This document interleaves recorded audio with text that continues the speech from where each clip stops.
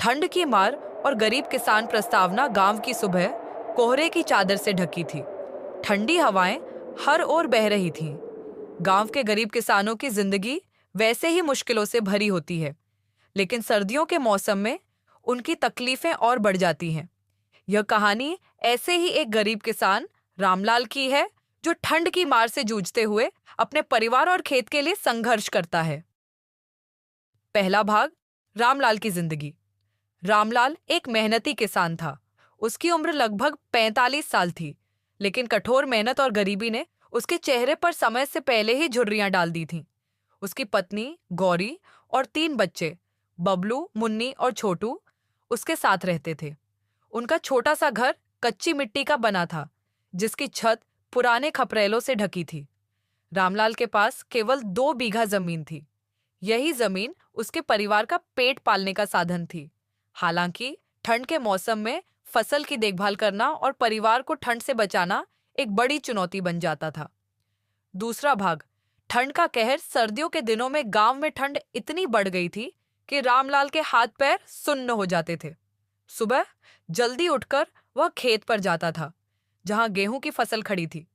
फसल की सिंचाई के लिए वह रात भर जागता, क्योंकि ठंड में पानी देने का सही समय वही था। लेकिन उसके पास ऊनी कपड़े नहीं थे।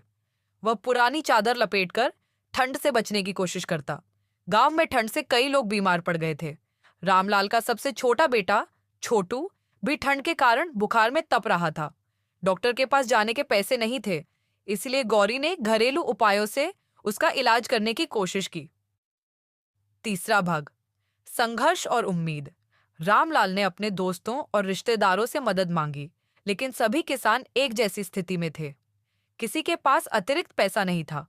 गांव में सरकारी मदद की बात चल रही थी, लेकिन वह कब तक पहुंचेगी, इसका किसी को अंदाजा नहीं था। रामलाल ने ठान लिया कि वह हार नहीं मानेगा। उसने गांव के सरपंच से बात की और अन्य किसानों को साथ लेकर पंचायत में एक बैठक की। सभी ने मिलकर सरकार को एक आवेदन लिखा, जिसमें ठंड के मौसम में किसानों के लिए गर्म कपड़े, कंबल और अनाज की मदद मांगी गई। चौथा भाग, सरकार की मदद। सरकार की ओर से कुछ दिन बाद मदद पहुंची। हर किसान परिवार को कंबल और खाना पकाने के लिए मुफ्त राशन दिया गया। रामलाल के परिवार को भी इससे थोड़ी राहत मिली। हालांकि ठंड पूरी तरह से खत्म नहीं हुई थी, लेकिन यह सहायता उनके लिए उम्मीद की एक किरण बन गई। पांचवां भाग, नई सुबह। सर्दियां धीरे धीरे खत्म हो रही थीं। रामलाल ने मेहनत से अपनी फसल तैयार की और उसे मंडी में बेचने के लिए ले गया। इस बार फसल की कीमत अच्छी मिली, जिससे उसका परिवार थोड़ा सुकून भरा जीवन जी सका। रामलाल ने यह सीख ली कि मेहनत और एकजुटता से हर मुश्किल को पार किया जा सकता है।